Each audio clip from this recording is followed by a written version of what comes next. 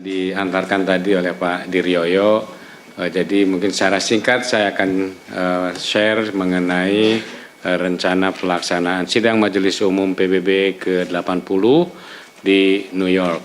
Jadi sidang Majelis Umum ini sesuatu yang rutin dilakukan setiap tahun. Yang membedakan kali ini ada dua hal barangkali, yaitu 80 tahun ya PBB sejak berdiri, dan kemudian barangkali waktunya juga untuk mereview, mengevaluasi bagaimana apakah PBB masih relevan di tengah dinamika global yang sangat menantang dan juga di tengah pandangan akan erosi bagi kepercayaan dunia pada multilateralisme. Lalu sudah ditunjuk ke Presiden sidang Majelis Umum PBB adalah Menteri Luar Negeri Jerman.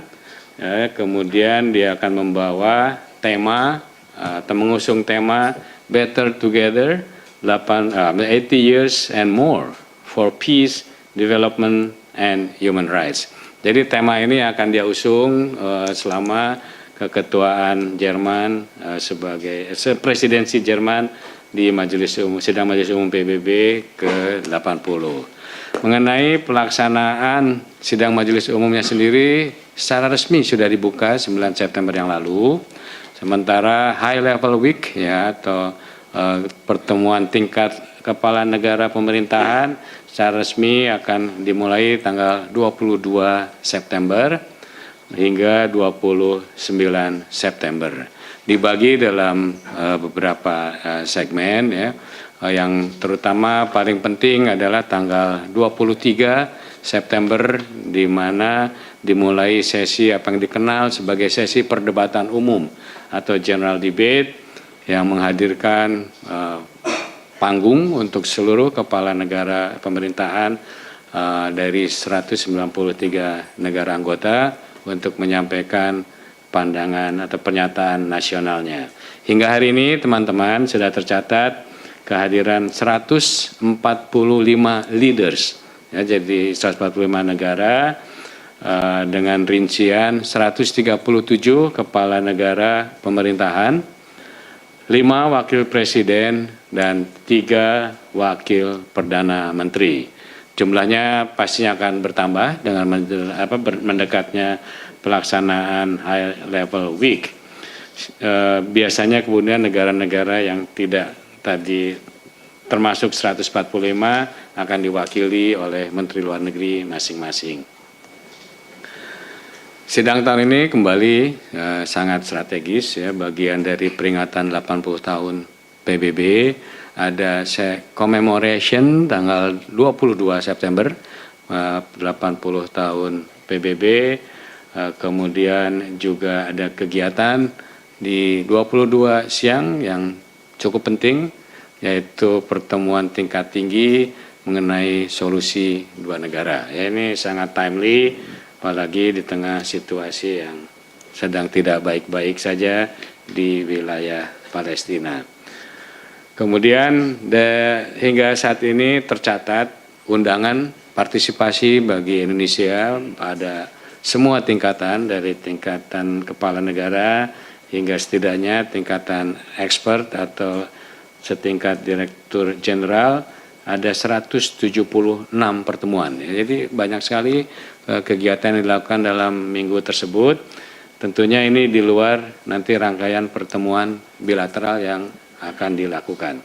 Jadi kalau kita breakdown teman-teman, 11 mandated UN events, jadi ini kegiatan yang merupakan mandat dari PBB, kemudian 9 event resmi PBB lainnya, kemudian ada 13 forum di luar PBB, jadi seperti pertemuan ASEAN, Organisasi Kerjasama Islam, BRICS, Gerakan Non-Blok, Grup 77 dan sebagainya. Itu juga berlangsung selama High Level Week.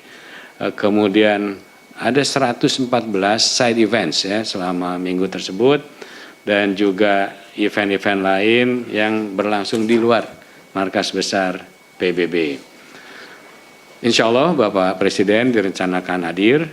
Ini akan menandai kehadiran Kepala Negara Indonesia di sidang Majelis Umum PBB, dan beliau alhamdulillah juga akan diberikan kesempatan sebagai pembicara ketiga, atau berdasarkan hasil undian sebetulnya menjadi pembicara pertama, karena by default pembicara pertama selalu Brazil dan pembicara kedua adalah Presiden Amerika Serikat. Yaitu urutan yang menjadi tradisi sejak PBB berdiri. Sebagai satu prosedur yang juga harus dihormati adalah bahwa masa atau lamanya berbicara di sidang Majelis Umum PBB ini adalah 15 menit. Biasanya pakai lampu ya, kalau udah masukin menit ke-12 lampunya jadi kuning, kelap-kelip, begitu lewat 15 lampunya merah ya. Jadi itu tanda yang menunjukkan alokasi waktu yang diberikan.